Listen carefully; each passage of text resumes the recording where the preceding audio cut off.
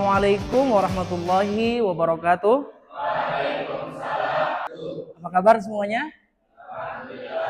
Alhamdulillah sehat ya. Baik, alhamdulillah. Sholatu wassalamu ala Rasulillah. Bersyukur hari ini kita bisa kembali hadir di ruang kelas ini untuk melaksanakan kegiatan perkuliahan ya, dalam mata kuliah pendidikan anti korupsi.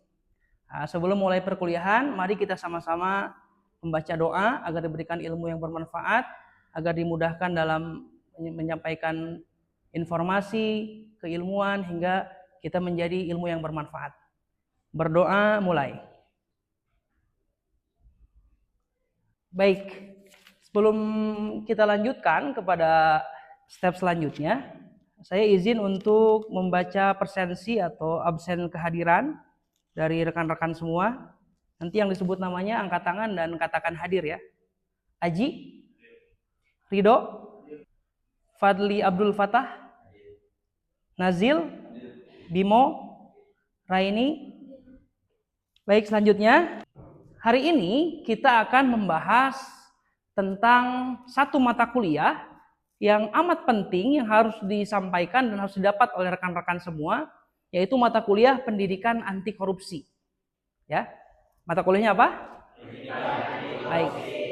Pendidikan anti korupsi ini tujuannya adalah agar mahasiswa semua memahami definisi daripada korupsi itu sendiri dan bagaimana bentuk atau tindakan yang termasuk dalam tindakan korupsi.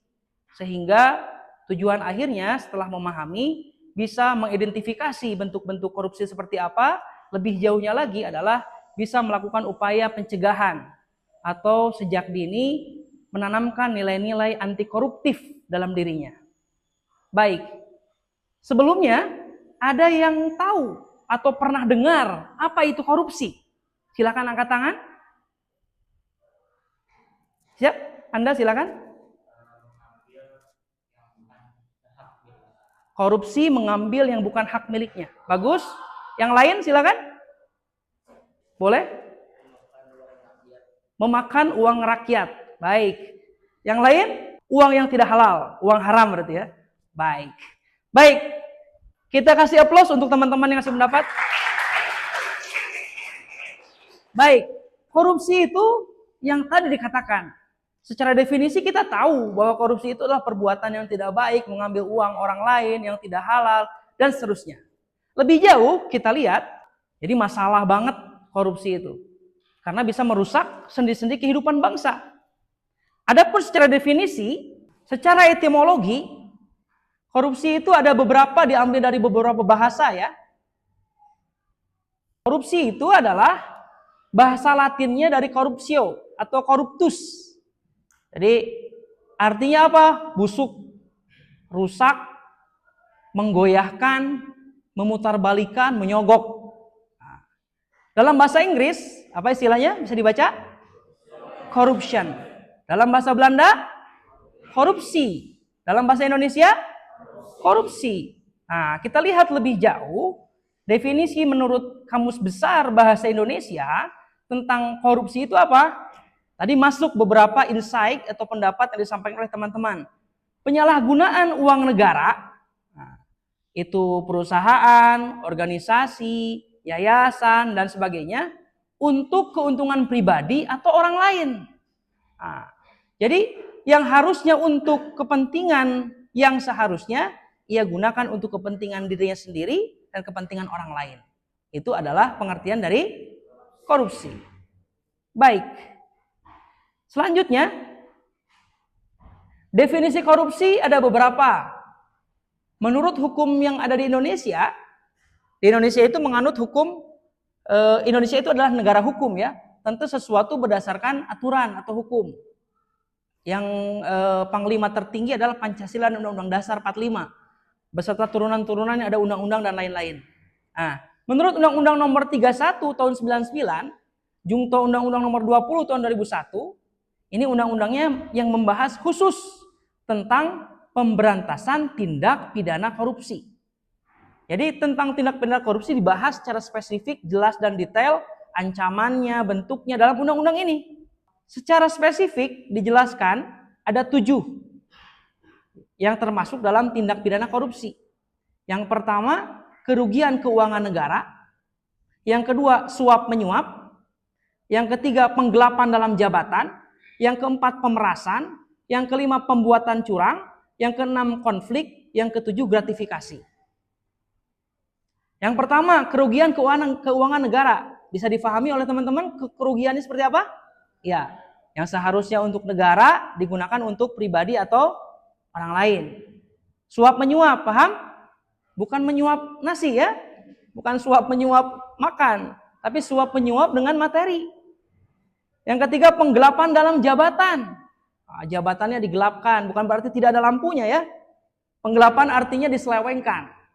Yang keempat, pemerasan, perbuatan curang, konflik kepentingan dalam pengada, dan gratifikasi.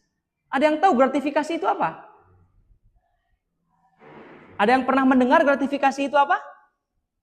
Tidak ada. Gratifikasi itu adalah upaya untuk memberikan sesuatu kepada seseorang karena punya kepentingan tertentu. Paham tidak? Misalkan seseorang ini penting agar niat saya dimudahkan oleh dia, tujuan saya dimudahkan oleh dia, saya beri dia sesuatu. Entah itu uang, entah itu barang, entah itu kendaraan, dan lain-lain. Nah, itulah kurang lebih pengertian dari apa? Gratifikasi. Atau fiktif. Proyek palsu, fiktif itu. Proyeknya dibuat, tapi anggarannya ada, tapi nyatanya tidak ada.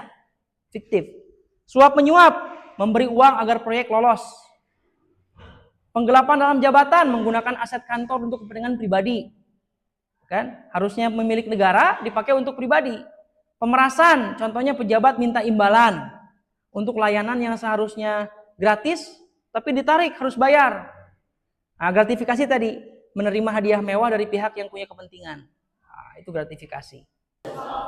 Abuse of power, penyalahgunaan wewenang atau kekuasaan untuk kepentingan pribadi. Mentang-mentang dia jadi siapa, maka dia gunakan kekuasaannya untuk kepentingan dia sendiri. Mentang-mentang dia jadi apa, itu namanya abuse of power. Nepotisme, memilih kerabat atau teman tanpa melihat kompetensi. Nah, nepotisme itu memilih orang-orang dekat. Kolusi, persekongkolan untuk tujuan tertentu yang merugikan publik. Nah, kolusi itu bersekongkol dengan hal-hal negatif untuk hal-hal negatif yang merugikan negara, merugikan banyak orang. Baik. Selanjutnya, diskusi dan refleksi. Baik. Setelah kita tadi jelaskan sedikit banyak tentang bentuk-bentuk pengertian korupsi dalam beberapa bahasa, kemudian korupsi dalam aturan hukum di Indonesia, korupsi merugikan ekonomi, korupsi merugikan segala hal sosiologis dan ekonomi ataupun hukum, maka kita saatnya merefleksi atau diskusi dan refleksi, apa sih pelajaran penting setelah kita mengetahui definisi, ciri, dan bentuk korupsi. Kita sudah tahu kan definisi korupsi itu apa? Ya, sudah tahu ciri korupsi itu apa dan sudah tahu bentuk korupsi itu apa. Kira-kira apa pelajaran yang bisa kita ambil setelah kita tahu bahwa korupsi itu demikian, bentuknya demikian, dan tindakannya demikian? Silakan berpendapat. Pelajaran yang bisa kita ambil daripada yang kita bahas hari ini? Ya. Bahwa kita tidak boleh mengambil hak uang negara karena itu adalah milik rakyat, dan kita tidak boleh yang namanya gratifikasi tadi. Soalnya itu memang tidak boleh. Ya, karena dilarang oleh aturan, karena dilarang oleh undang-undang. Baik. Jadi ada undang-undang tersendiri yang membahas khusus tentang tindak pidana korupsi. Masih ingat undang-undang apa? Undang-undang nomor berapa? Sampaikan.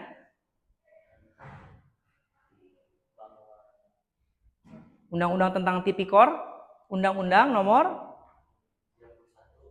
31 tahun 1999, Jungto,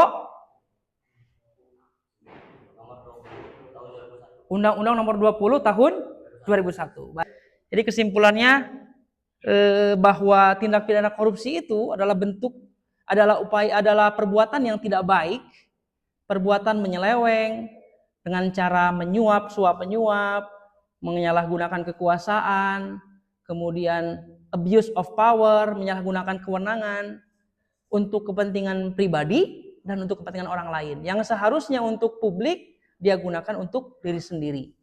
Itu adalah bentuk daripada pengertian daripada korupsi. Bentuk-bentuknya banyak, aturan-aturannya sudah disampaikan bahwa negara kita secara tegas menjelaskan bahwa tindak pidana korupsi adalah termasuk dalam extraordinary crime. Apa? Apa itu extraordinary crime? Kejahatan yang luar biasa. Keren, sudah hafal ya, sudah tahu ya. Extraordinary crime, kejahatan yang luar biasa. Artinya bukan tindak pidana biasa. Tindak pidana korupsi itu walaupun tidak membunuh ya, tidak mengambil nyawa orang lain, tidak melukai orang lain, tidak membuat orang lain sakit, tidak membuat orang lain ke rumah sakit, celaka dan lain-lain, tapi efeknya, dampaknya sangat berbahaya, maka termasuk dalam kategori kejahatan yang luar biasa. Anti korupsi untuk apa? Yaitu dalam rangka upaya untuk apa? Supaya kita menanamkan nilai-nilai anti koruptif. Apa coba bentuk-bentuk korupsi yang real, yang pernah teman-teman alami? Contoh konkret daripada bentuk koruptif yang ada dalam kehidupan sehari-hari. Korupsi uang kas kelas. Apa? Korupsi uang kas kelas. Oke. Yang lain? Apa? Contoh koruptif. Apa-apa? Misalnya membayar gorengan satu tapi makannya dua. Ya. Darmaji, dahar 5, mayar hiji. Iya kan? Ya, koruptif itu. Makan gorengan 5, bayarnya 1. Ya. Yang lain. Ada lagi? Membuat laporan fiktif. Jadi anggaran yang seharusnya 100.000, dia up tuh jadi 150.000. 50.000-nya masuk kantong, 100.000-nya belanja. Itu nggak boleh. Ya, itu namanya koruptif ya. Korupsi itu bentuknya, koruptif itu sifatnya. Nah, apalagi contoh yang konkret, terlambat. Korupsi nggak? Korupsi dong. Tidak mengerjakan tugas. Korupsi nggak? Korupsi. Kemudian apa lagi? Yang sering kita temui dalam dunia perkuliahan, mencontek, copy paste tugas orang. Itu korupsi nggak? Apa lagi? Joki.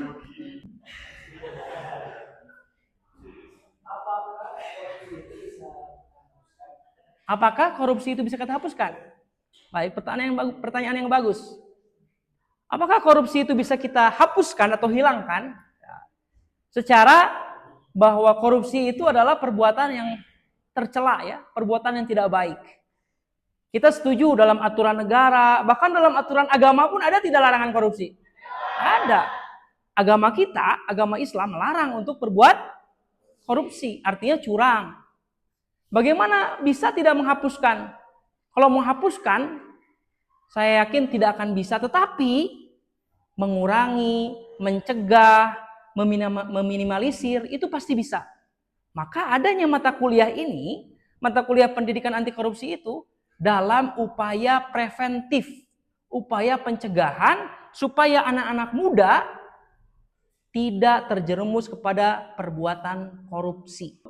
Oh, ternyata tidak mengerjakan tugas, mencontek, kemudian apalagi hal-hal yang sering kita lakukan. Berbohong pada orang tua ya, untuk bayar SPP padahal udah dibayar, minta lagi. Pernah nggak? Wah, Uniko, ya. Bahasa Jermannya Uniko. Bahasa Jerman, bahasa Jepang itu.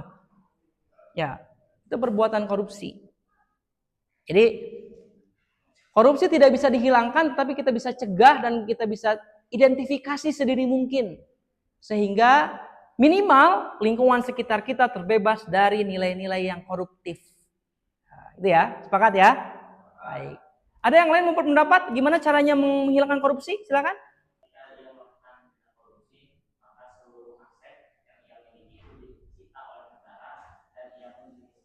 Ya, itu bagus. Jadi aset. Ya, jadi ada. Jadi salah satu dampak efek supaya koruptor itu jerak ya dimiskinkan semiskin-miskinnya, aset-aset yang dimilikinya dirampas atau disita oleh negara. Itu tapi belum terrealisasi ya, masih dalam bentuk rancangan undang-undang. Saya rasa informasinya kemarin undang-undang tentang perampasan asetnya belum disahkan kan?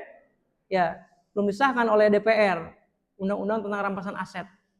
Jadi itu salah satu bentuk upaya yang konkret ya, dimiskinkan kan supaya kapok koruptornya kan, asetnya dihilangkan kan supaya nggak punya lagi rumah, nggak punya lagi kendaraan, nggak punya lagi tanah dan materi lain ya. Tapi masih dalam proses ya undang-undang perampasan asetnya. Baik, bagus pendapatnya, terima kasih. Sebelum kita mengakhiri perkuliahan kita di hari ini, saya akan memberikan refleksi dan tugas lanjutan untuk teman-teman agar membuat esai argumentatif. Apa itu? Silakan teman-teman tulis argumen teman-teman dalam bentuk tulisan 200 sampai 500 kata mengenai korupsi dan bagaimana cara kita mencegahnya. Bisa dipahami? Ya. Silakan teman-teman menulis esai tersebut, bisa ditulis dalam bentuk tulisan 200 sampai 500 kata. Rekan-rekan sekalian, terima kasih atas perkuliahan kita di sore hari ini. Semoga bermanfaat. Jangan lupa untuk mengerjakan tugas diskusi lanjutan atau membuat esai ya, argumentatif, nanti disubmit di pertemuan yang akan datang. Terima kasih. Assalamualaikum warahmatullahi wabarakatuh.